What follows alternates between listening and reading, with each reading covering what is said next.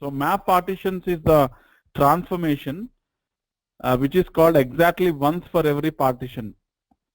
If an RDD is having 3 partitions, it will be called only for 3 times, the map partitions. So that is what the specialty of this function. So it will taking a function as a parameter, and whatever function you have applied, that will be applied only for once for the partition. Okay, so let us run this. So in this guy, this is having 2 partitions, 3 partitions. So what it is going to do, it will be going exactly for 3 times. So let us run this. Of 1 to 9 numbers, we have 3 partitions, and I am running. So let us just execute this, then we will understand it. So I'm going to create an RDD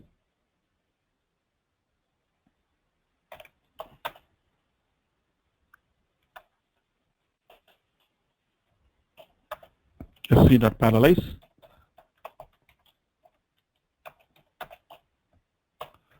Three partitions. Okay, and I'm calling the map partitions method transformation.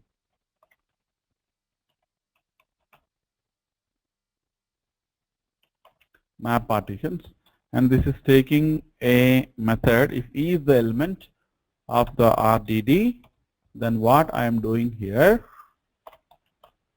list of E.next. I'm just calling E.next, and as it is parsing across multiple partitions, we have to pass this as a iterator. So this dot iterator is mandatory.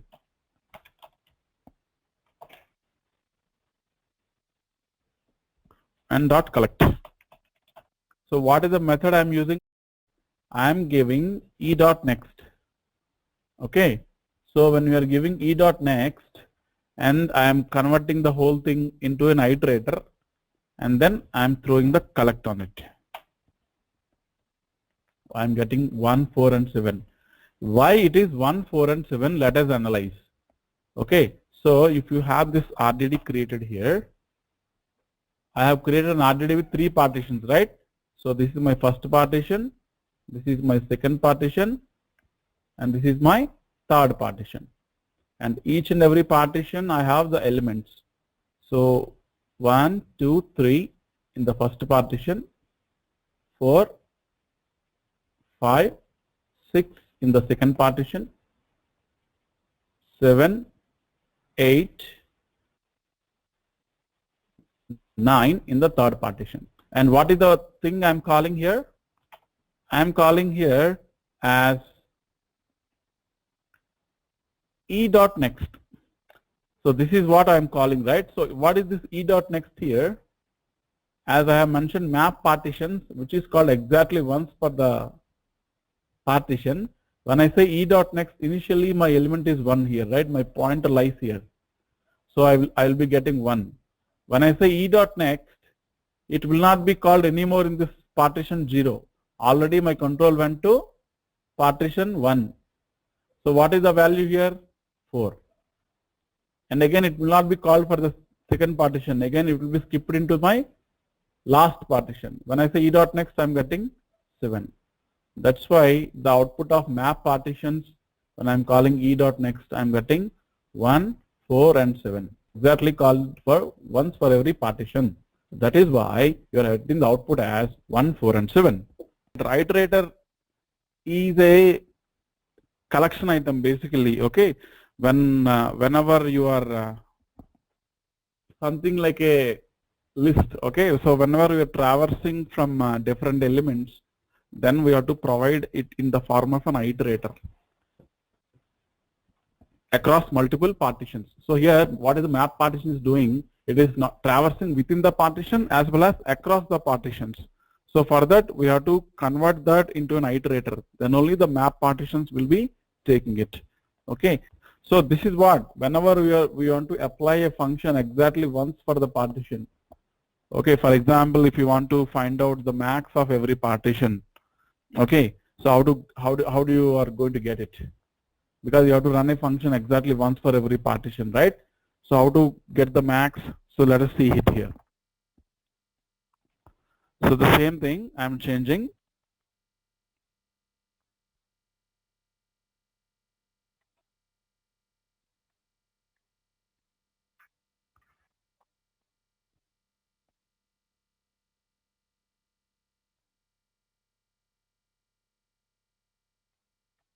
Okay, so here initially what is E? E is my partition, right? So that entire elements of the partition I'm converting into a list. Okay, and that list I'm doing the max. When I say enter, obviously 3, 6 and 9, right? 3 is the highest element in my partition 0 and 6 and 9 like that. Okay, so here E refers to what? The partition. So what this iterator is doing, because we are traversing across the partitions, then this value we have to convert into an iterator. Okay, then only we are going to generate the final thing as a single value. So that is the use of iterator here, and that is the use of the map partitions. And coming to the next one, map partitions with index. So what is this map partitions with index? So basically returns a new RDD by applying the function for every partition while tracing the index of the original partition. So what is the meaning of this? So previously the map partitions will not bother about the index of the partitionings. It only concentrate whether I have executed once for every partition or not. That's it. But here this guy will track the index. The previous guy does not track the index of the partitions. So how it is able to track the index? Let us see it here. Okay, so tracking the index is very important here. So this and track the index of every element. So once like this, we can know which element belongs to which partition by looking at the index number. So that is the difference between map partitions and map partitions with index. Into the same set, I am applying the map partitions with index. So I have A, right? So A is the numbers of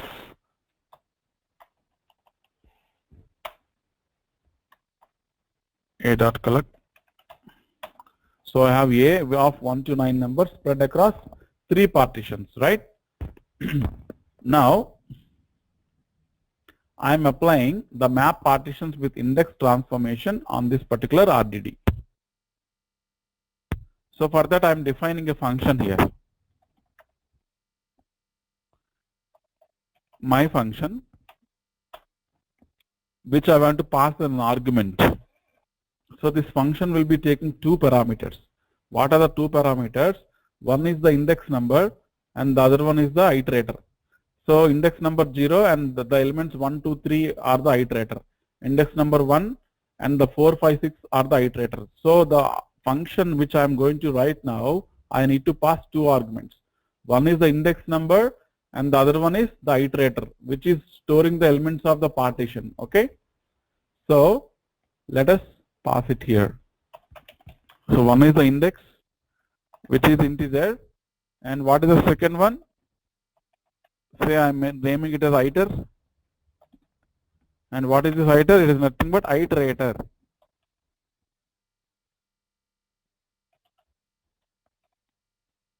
Iterator, all the elements of this partition are integers. So I need to create a iterator of type integer, because I have an RDD of integers, right? If you have RDD of strings, then you have to make a string instead of int here. And what is the return type? Return type is also an iterator. Okay. Iterator. Now I want to return a string, set of strings. That's why I'm making this return type as string equals to. So what I am doing, 1 second.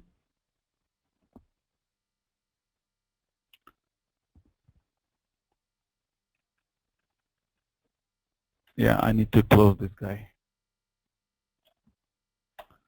Okay, now what I want to do, I need to convert every element of the RDD into a different format. So what is the format I want to convert? Let me show you here. So this is 1, 2, 3, 4, 5, 6, 7, 8, 9. So I want to convert this one into a different format. So in which format I want to convert? So every element I want to convert into this format. I want to convert like this. Index. I want to create a string like this. And what is the index of 1? Is this 0, right?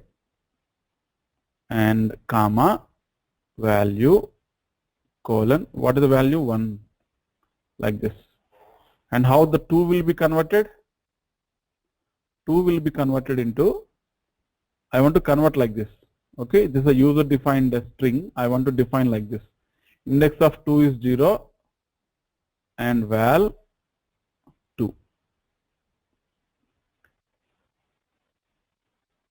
And for example, how the 9 will be converted? Index 2 and value 9. Like this I want to convert. So I'm writing a function like that. So iter means what? Here iter refers to all the elements of the RDD. So that one I need to convert into list. So the iterator I'm converting into list here. And then once I have a list, I can apply the map function. So map transformation. So what the map transformation is doing here, every element of the RDD I am transforming into a different format. Just I am changing.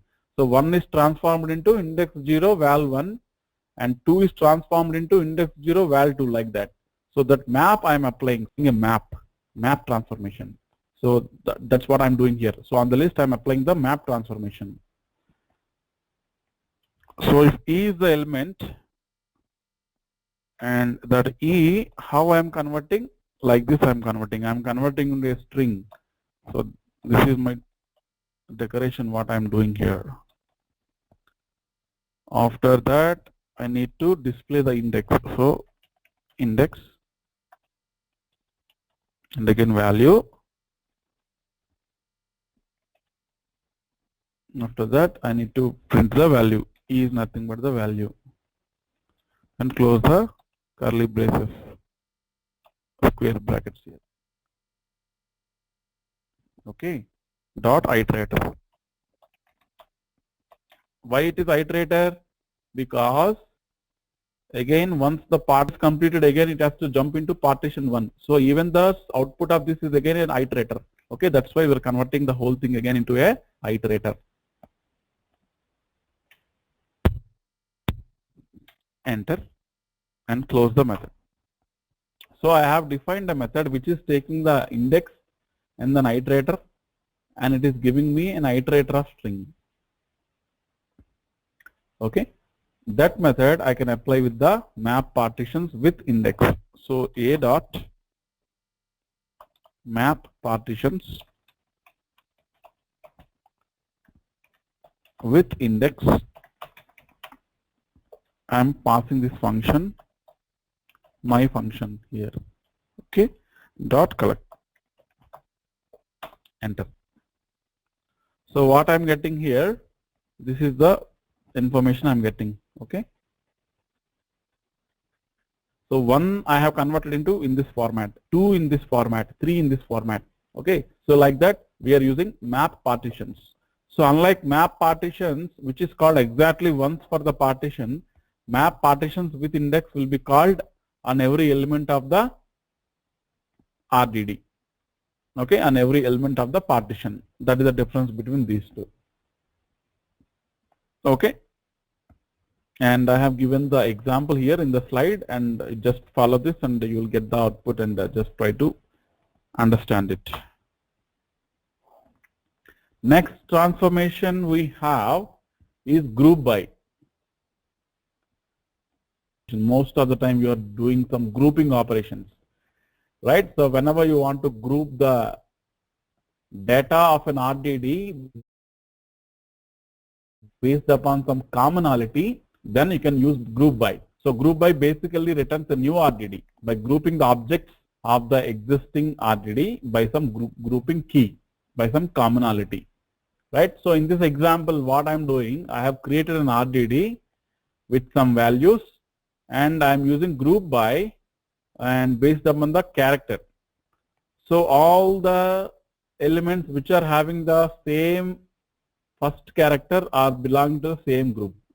So that's why John and James are in the same group and Fred and Anna are in a different groups.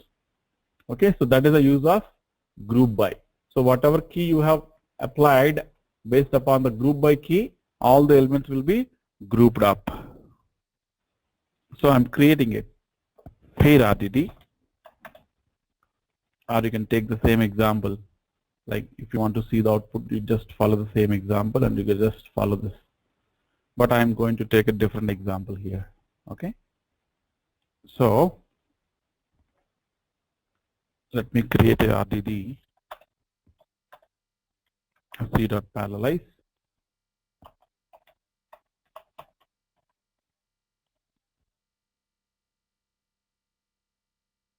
I'm taking list of elements. So 2 elements basically. This is one list of pairs I'm taking, okay, and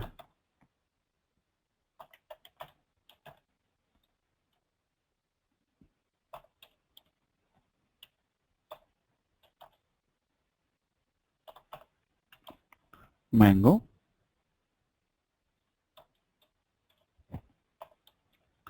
and 3 some pineapple.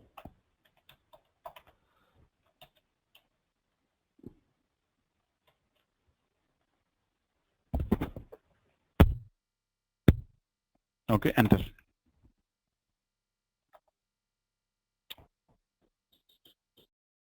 I have created an RDD which is having elements in 2 pairs. One is integer, the first part, second part is string. Now I want to use the group by. So RDD dot group by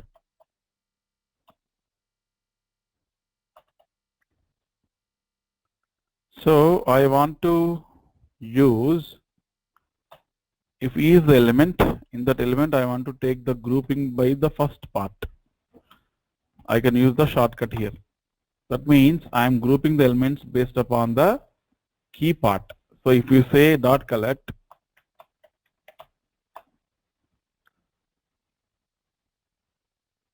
like this.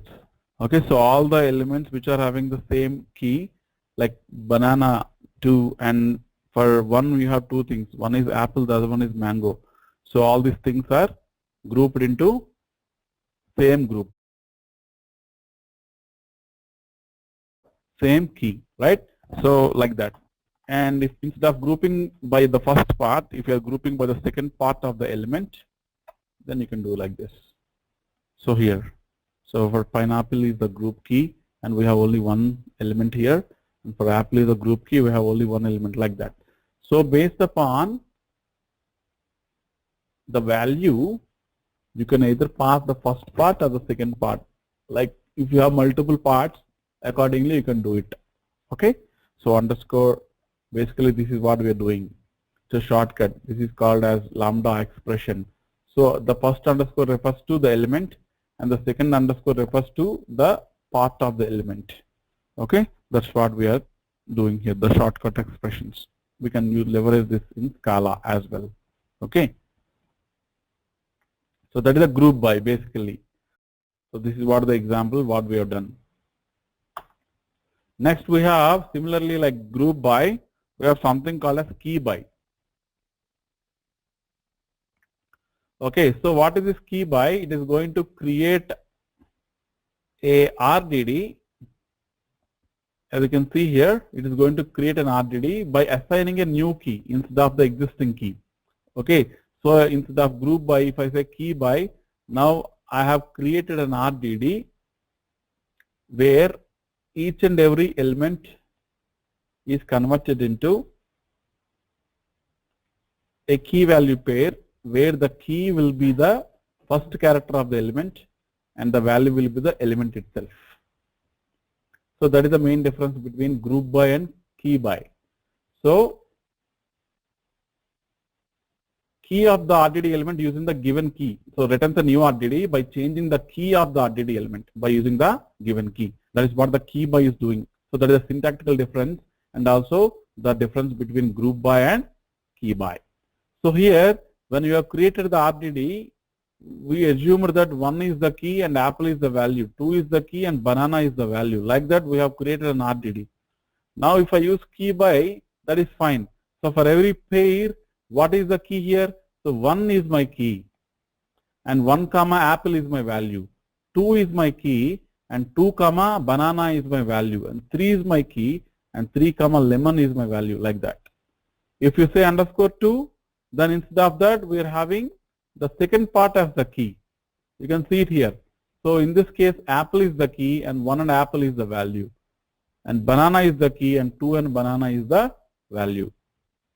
So you can define our own key. You can change the existing key into a new key. That is the use of key by.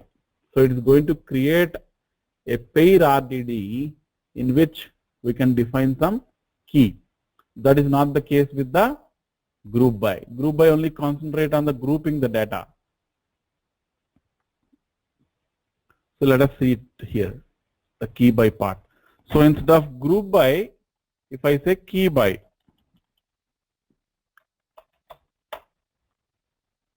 so I'm going to get what? An array or an RDD basically. We are using collect, right? So I'm just removing the collect here, enter. Okay. And previously I will use group by and I will say enter. What it is going to do, you can see the difference. For group by, this is the group key and you have all the values, iterable values coming under the group. But when it comes to key by, this is the key and followed by this is the value. Okay, so see the difference here between the key by and group by. So we have zip. So what is the zip is doing? Returns the RDD formed from the list and another iterable collection by combining corresponding elements in pairs. Okay, so basically by having a unique key, you can zip all the elements. Like you have two RDD, RDDX and RDDY, and we are zipping all the RDDs based upon some commonality. So what we are doing, let us see the example here. So I have a RDD called odds of numbers 1, 3 and 5, and I have more RDD called evens which is having 2, 4 and 6. When I say odds zip even, I got an RDD where we are doing one-to-one mapping. One-to-one mapping means what it is doing, the first element of this RDD is zipped with the first element of the second RDD. That's why 1 and 2. The second element of RDD 1 is zipped with the second element of RDD, so 3 and 4. And the third element of first RDD is zipped with the third element of the second RDD. That is why it is 5 and 6. So that is the meaning of zip. It's almost like one-to-one mapping with one RDD to the other RDD. Okay, so that is the meaning of zip. That's what you can see it in the diagram.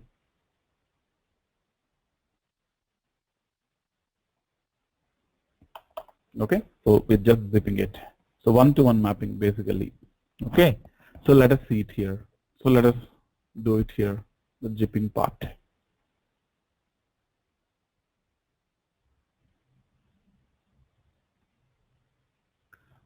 Let us do it all the ways. Okay, so I am defining a number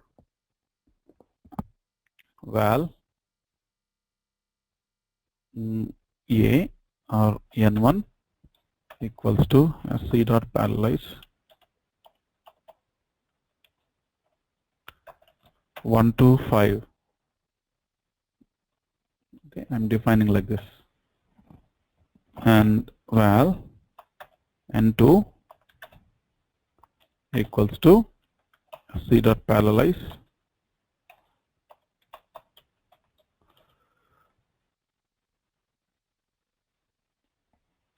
6 to 26. Okay, so this guy is having more elements. It's very clear. Okay, 6 to 26. So N1 is having less elements, N2 is having more elements. Now I want to zip these two. Okay, so val data equals to N1 zip N2 data dot collect. One sec. Same number of elements of each partition. Okay, let us do one thing. That is the problem with zipping. And I'm defining it into two partitions.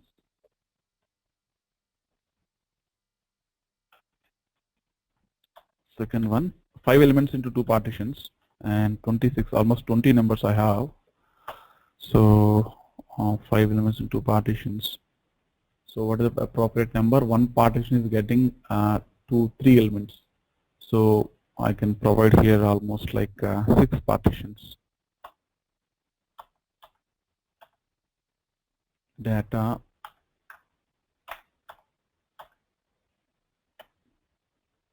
zipping. That is called lazy evaluation. Okay. So even though there is some issue, we are not getting an issue because that our data RDD is not going to be created. When it is going to be created, whenever I'm using some action on it, then only it will be created. So let us call the action here. Okay, still I think that is not matching anymore because I have, let me do one thing. Instead of 6, so one partition will get 3 elements. Okay, so accordingly I can do one thing. So instead of 26, I can give it as 24, 18 elements, 6. So I will get 3 elements in one partition. That is fine. Then val, okay, I have data and one zip N2. If that is not the case, I will do the reverse. Okay, collect. Okay, let me change the whole thing.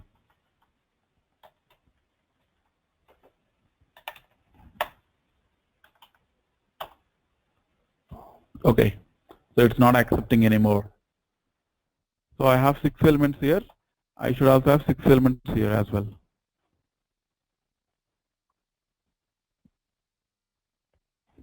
The 2 partitions. Okay, let me do from the 7.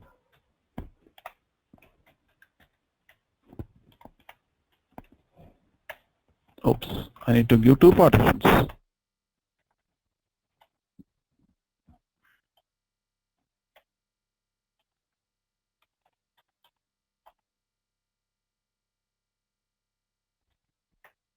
Okay, now it is working.